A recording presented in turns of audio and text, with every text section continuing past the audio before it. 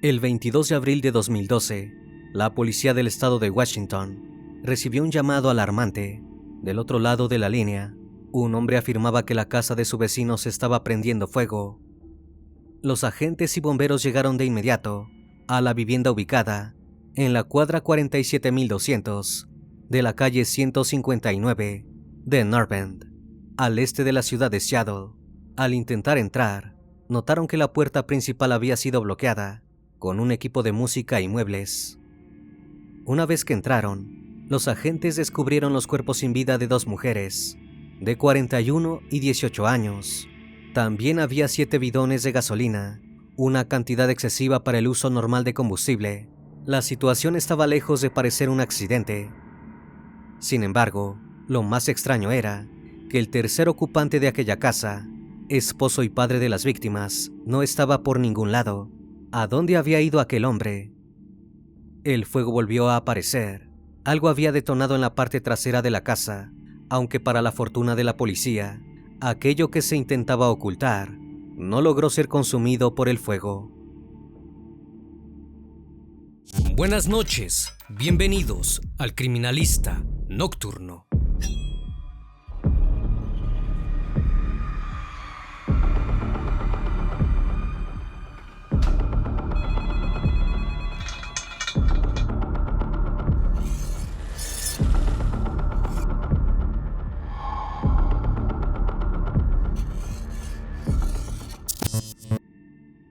Los Kellers eran una familia al parecer como cualquier otra.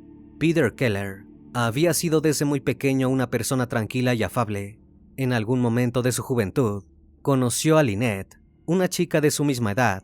Ella era originaria de California y se había graduado de la escuela secundaria Aloha, en Oregon, en 1989.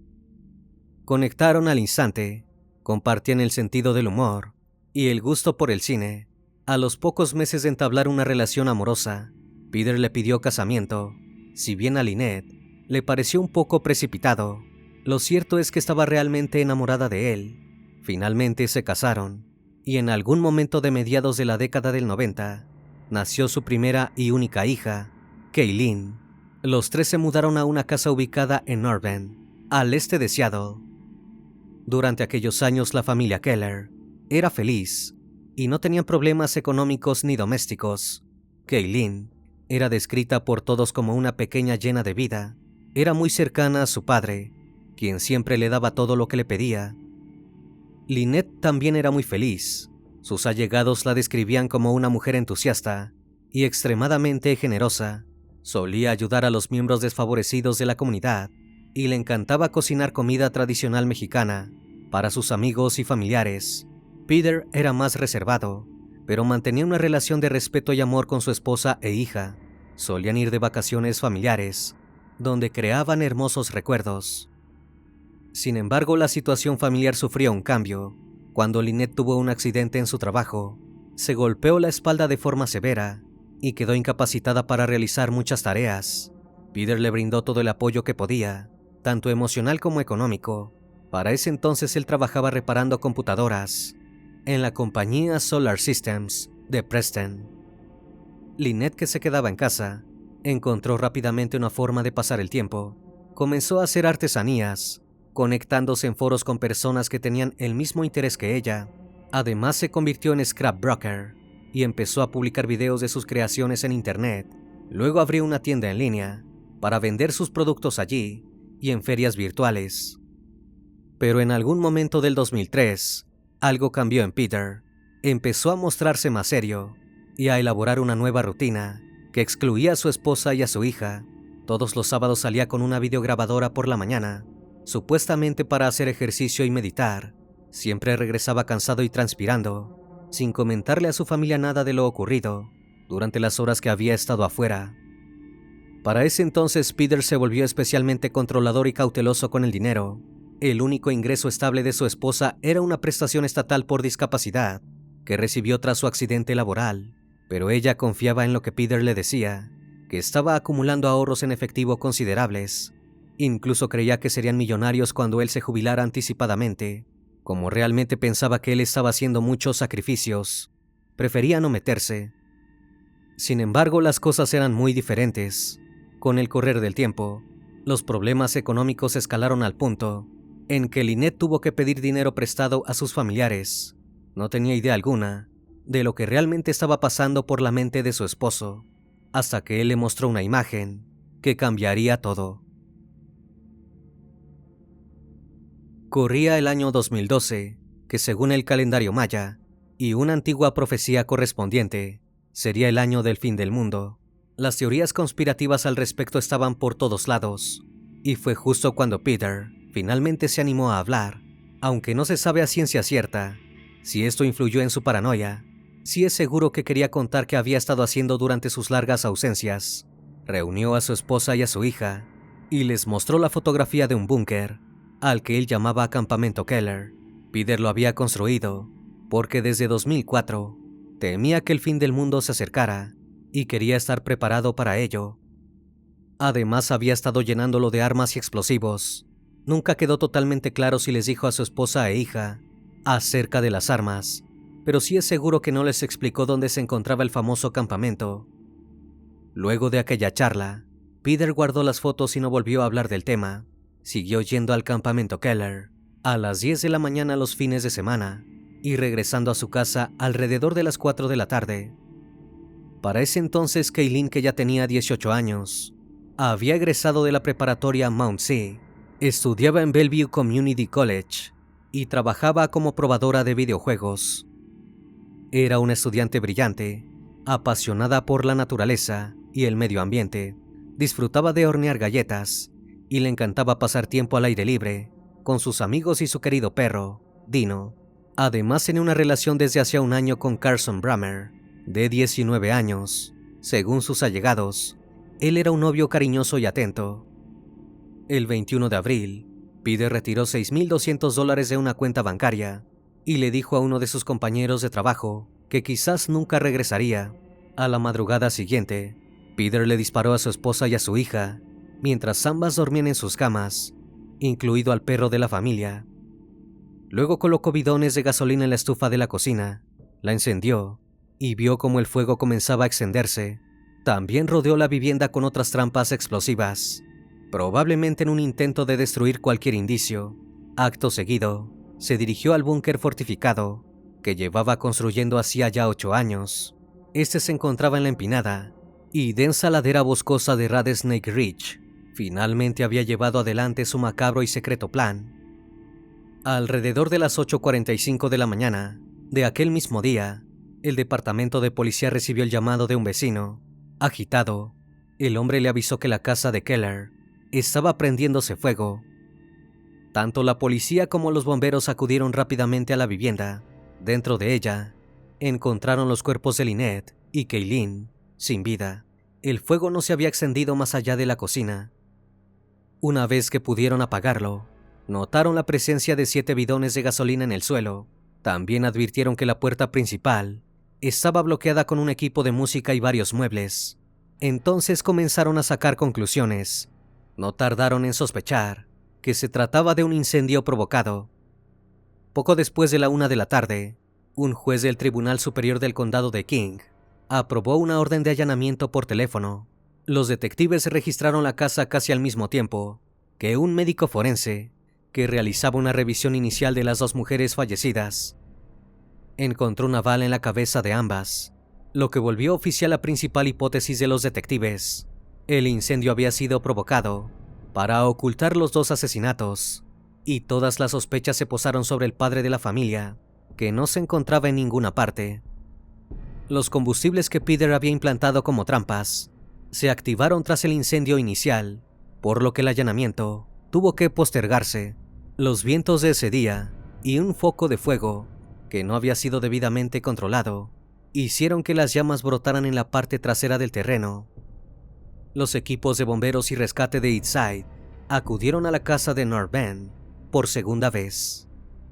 Una vez que el fuego se apaciguó, los detectives se acercaron hacia la parte trasera de la casa.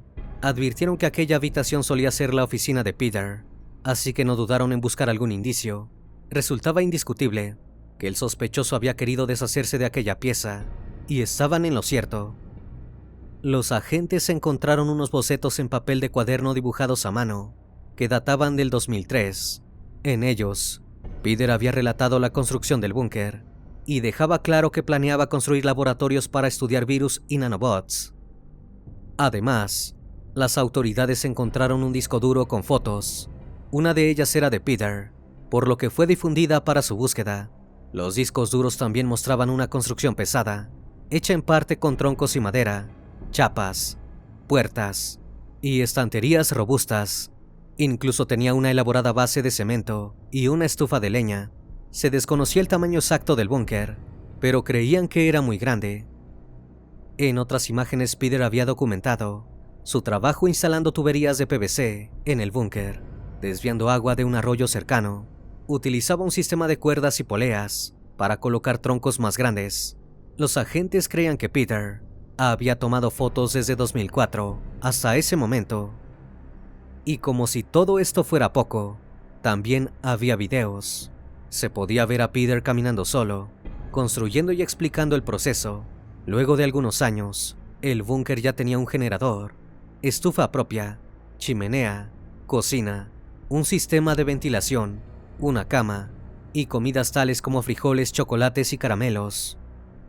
También se podía ver en las imágenes una colección de armas, chalecos antibalas, tanques de propano y gasolina. Pero algo les llamó especialmente la atención. El búnker solo tenía espacio para una persona. Era probable que Peter se encontrara allí, por lo que debían dar con su ubicación. Paralelamente, los peritos forenses interceptaron el teléfono de Kaylin. Descubrieron que la joven había hablado por última vez con su novio el día anterior, pero todo parecía estar bien. Por otro lado, los registros del celular de Lynette mostraban que usó su teléfono por última vez en su casa, o cerca de ella, alrededor de las 9 de la noche, también del 21 de abril, es decir, pocas horas antes de que ella y Kaylin fueran asesinadas. Por último, los registros telefónicos de Peter ayudaron a acotar la búsqueda del campamento Keller. El hombre había usado su celular desde las 8:47 de la noche del 20 de abril. Esa llamada se registró en una torre de telefonía celular, cerca de la cuadra 6800 del Lake Alice Road Southeast. Los detectives no lo sabían en ese entonces, pero aquel sitio estaba aproximadamente a 7 millas del campamento Keller. La oficina del comisario obtuvo una orden de arresto contra Peter, acusándolo de 2 cargos de asesinato en primer grado e incendio premeditado en primer grado. Sin embargo, los investigadores no tenían un motivo claro de los asesinatos. Peter no tenía antecedentes penales, pero sus allegados señalaron que podía padecer síndrome del superviviente. Durante los últimos años, se habían percatado de que había adoptado una actitud apocalíptica. Tanto su familia como sus amigos señalaron que él pensaba que el fin del mundo se avecinaba. El padre de Peter, que no había hablado con su hijo desde noviembre de 2011, fue entrevistado por los agentes, pero no tenía ninguna pista de dónde podría encontrarse. Tampoco la tenían los compañeros de Peter en Solar Systems. El novio de Kaylin les dijo que no se le ocurría ningún motivo para los asesinatos. Sin embargo, relató que a principios de abril de 2012, Kaylin le reveló que su padre estaba construyendo el campamento Keller como una preparación para el fin del mundo. El joven también declaró que pasaba varios días a la semana en la casa de los Keller y que las conversaciones con su suegro eran poco habituales.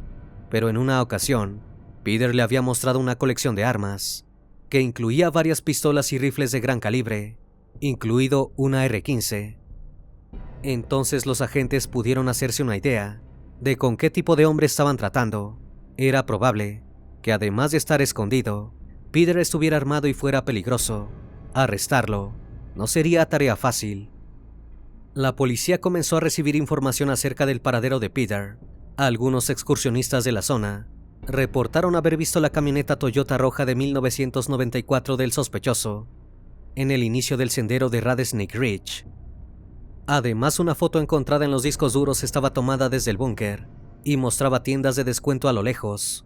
Por ende, los agentes buscaron desde qué zona se podían ver aquellos locales. Durante la búsqueda, 2 agentes se disfrazaron de excursionistas en Rattlesnake Ridge y buscaron pistas mientras intentaban evitar que Peter los viera. tuvieron que acceder por un terreno accidentado y empinado. Tras determinar la ubicación probable, 3 equipos de agentes del SWAT escalaron la colina sobre el búnker y descendieron por la cresta, cada uno siguiendo un arroyo diferente. Finalmente observaron huellas fuera del sendero, que parecían provenir de botas militares, y percibieron el olor a humo de lo que resultó ser la estufa de leña del campamento Keller. Estaba justo al sur de la Interestatal 90, en la salida 27. Aunque estaba camuflado con helechos y ramas, no era un simple agujero en el suelo, sino una gran estructura construida. Las autoridades no dieron la orden de que los agentes entraran inmediatamente, porque temían que Peter estuviera armado o peor, que tuviera bombas preparadas para detonar. Durante las siguientes horas, los miembros del SWAT se posicionaron y observaron cómo se encendían y apagaban las luces en el búnker. Llegada la noche, las autoridades lanzaron gases lacrimógenos, pero estos no consiguieron que Peter saliera de su refugio. Eso podría ser porque el gas no había penetrado lo suficiente en el recinto como para provocar algún efecto, o que Peter llevaba una máscara de gas. Debían seguir esperando. A las 7:34 de la madrugada del 27 de abril, la sargento Cindy West envió una nota a los periodistas del área de Seattle solicitando que no se informara la ubicación de la búsqueda de Peter. Temían que el sospechoso tuviera una radio o un escáner, y al oír acerca de los agentes en las noticias, prosiguiera a atacarlos. Esa misma tarde, uno de los equipos informó haber escuchado un sonido. Después de que se bombeara gas al búnker para intentar expulsar al sospechoso, los agentes del SWAT recibieron la orden de hacer un agujero en el techo con explosivos, pero del otro lado, no los esperaba un hombre armado, sino un silencio sepulcral. Dentro del búnker estaba el cuerpo de una persona sin vida. Parecía llevar tiempo así. A su alrededor había mucha sangre y una pistola. Los agentes no tardaron en teorizar que se trataba de Peter Keller. Según los peritos, se había disparado en el piso superior del búnker y luego cayó al inferior. Debajo de su cuerpo había una radio, prueba de que probablemente había estado escuchando noticias de los medios como habían intuido, de que lo estaban buscando. Pero había algo extraño. Si bien el hombre tenía una mira telescópica y un chaleco antibalas, no arremetió contra los agentes. Todo apuntaba a que había decidido quitarse la vida. Finalmente la necropsia reveló que se trataba de Peter y que se había llevado la pistola a la boca la noche anterior. Luego de esto, una unidad de desactivación de bombas tuvo que limpiar el búnker en busca de explosivos o trampas con armas. No había nada que pudiera poner en riesgo a los agentes, por lo que la policía se dispuso a allanar el campamento Keller. Notaron que tenía todas las comodidades, tal y como habían visto en las imágenes. Tenía varias habitaciones, múltiples niveles y una estufa de leña para cocinar, hecha con un bote de basura de metal. También contaba con un sistema de ventilación y la tubería de PVC que traía agua de un arroyo cercano. Además tenía montones de cajas de munición en bolsas Ziploc, tanques de propano, bidones de gasolina, binoculares y más de una docena de armas, entre ellas varios rifles de alta potencia. Por último, había innumerables latas de frijoles, vodka y decenas de miles de dólares en paquetes. Probablemente Peter había calculado que podría vivir allí sin ser visto durante años. Los detectives también encontraron la pistola Walter calibre 22 en una chaqueta del hombre, que probablemente había sido la utilizada para asesinar a Lynette y a Kaylin. Al día siguiente, se agradeció a los medios de comunicación por no poner en peligro a los miembros del SWAT. El 5 de mayo, se celebró un servicio conmemorativo familiar para Lynette y Kaylin Keller. Pero todavía faltaba que el mundo entero conociera algo: una cinta escondida entre un arsenal de municiones y armas, artefactos explosivos improvisados y el chaleco antibalas. El contenido respondía a una gran pregunta: ¿por qué? Si Peter tenía un arsenal de explosivos, había preferido quitarse la vida antes de arremeter contra los agentes. El video, de casi 10 minutos de duración y filmado durante al menos 2 días durante las semanas previas a los crímenes, revelaba detalles escalofriantes acerca del asesino. Con su cámara en mano, caminaba por las remotas colinas de las cascadas del estado de Washington, y miraba hacia la lente. Acto seguido, indicaba que solía sentarse allí y pensar que todo era una locura. Relataba que desde joven soñaba con vivir en un lugar salvaje, alejado de la sociedad actual, pero para dejar de ser parte del sistema, debía deshacerse de su esposa e hija. No tendré que preocuparme por Lynette ni por Kaylin. Todo estará bajo control. Seré solo yo, indicaba frente a la cámara. Solo intentar vivir, pagar las cuentas e ir a trabajar lo aterraba. Se sentía más cómodo pensando en encerrarse en el búnker, saliendo para robar bancos y farmacias, simplemente tomando lo que quisiera mientras pudiera. Al menos pensaba que sería una vida emocionante. Se trata de, ya sabes, llegar lo más lejos que pueda, decía mientras apuntaba la grabadora digital a su cara. Hablaba de cómo reforzaría el techo del búnker para poder esconderse, y repetía que si no lo atrapaban, viviría en el búnker durante 6 meses y luego escaparía. Pero también tenía un plan B, por si la policía descubría su ubicación. Simplemente se quitaría la vida. Podría estar sin vida en 2 o 3 semanas, no lo sé. A estas alturas todo depende del azar, mencionó. Realmente no parecía tener problema con quitarse la vida. En un momento dado, frente a la cámara, Peter reconocía que solía pensar que sus acciones eran una locura, y luego lo pensaba y tenía sentido, aclaraba. Veía sus futuros crímenes como algo que realmente debía hacer. Expresaba que llegados los 41 años, sentía que su vida había acabado, por lo que era momento de llevar a cabo su plan. Lo extraño era que en ningún momento daba una razón específica para cometer los asesinatos de su esposa e hija. Simplemente repetía que era un acto que tenía que realizar y que marcaría el fin. El 12 de julio de 2012, los forenses probaron que una de las armas de Peter se utilizó en los asesinatos.